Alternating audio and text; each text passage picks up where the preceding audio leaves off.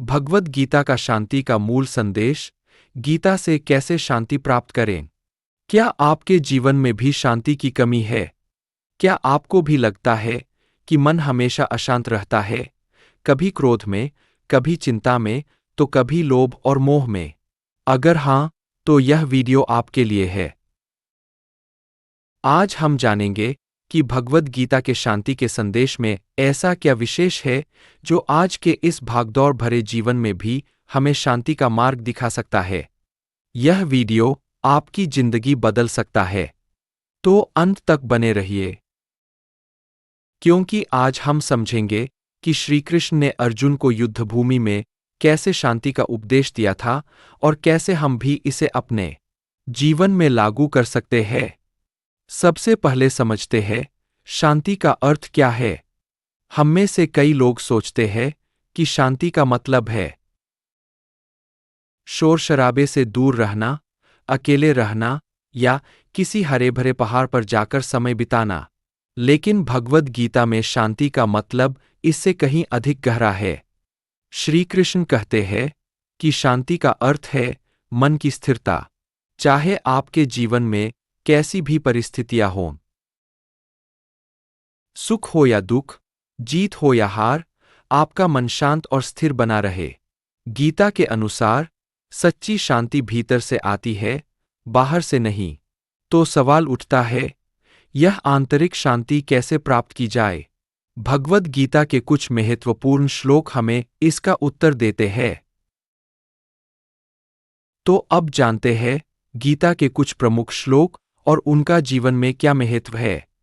पहला श्लोक है निष्काम कर्म, अध्याय 2, श्लोक 47। कर्मण्येवाधिकारस्ते मा फलेषु कदाचन मा कर्मफल हेतुर्भूर्मा ते संगोस्त्व कर्मणि।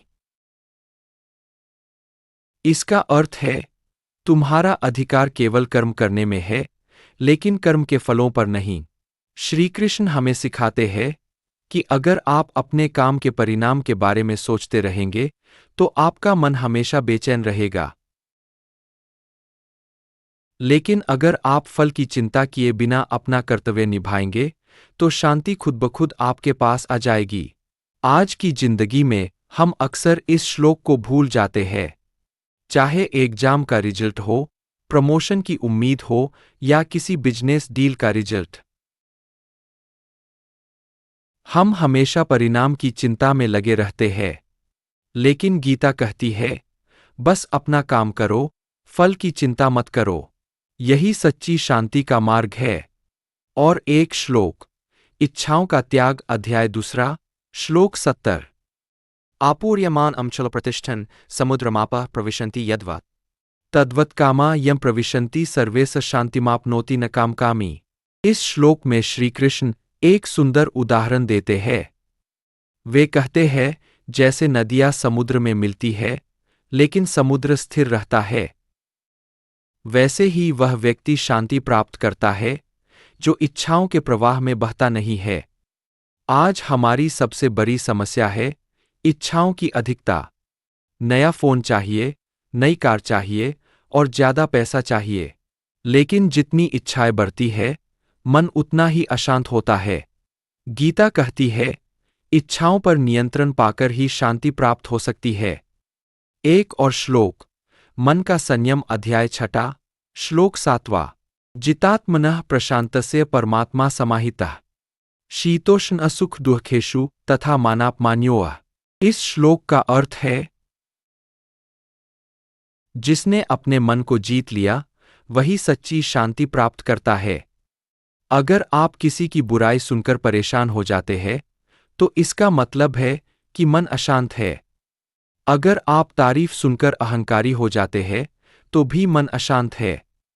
श्री कृष्ण कहते हैं, सुख दुख, मान अपमान को समान रूप से स्वीकार करना ही शांति का मार्ग है। याद रखें, आपका मन ही आपका सबसे बड़ा मित्र है और सबसे बड़ा दुश्मन भी। अगर आप इसे नियंत्रित कर ले, तो शांति आपके जीवन का हिस्सा बन जाएगी। तो अब सवाल उठता है कि आइए जानते हैं 5 सरल उपाय। पहला उपाय, निष्काम कर्म करें, बिना फल की चिंता किए अपना काम करें। दूसरा उपाय, इच्छाओं पर नियंत्रण रखें, जितनी कम इच्छाएं होंगी, मन उतना शांत रहेगा। तीसरा उपाय है मन का संयम, ध्यान, मेडिटेशन और प्राणायाम करें। चौथा उपाय अहंकार का त्याग करें, मैं और मेरा की भावना को त्यागें। पांचवा उपाय क्षमा और सहनशीलता, दूसरों की गलतियों को माफ करना सीखें। अगर आप इन 5 उपायों का अभ्यास करें, तो आपके जीवन में शांति का अनुभव होगा। अब एक कहानी से इसे समझते हैं। जब महाभारत के युद्ध में अर्जुन ने अपने ही परिवार के खिलाफ युद्ध लड़ने से मना कर दिया, तो वह भीतर से अशांत था। श्रीकृष्ण ने उसे समझाया कि यह तुम्हारा कर्तव्य है। अगर तुम अपने कर्तव्य से भागोगे, तो तुम्हारा मन अशांत रहेगा।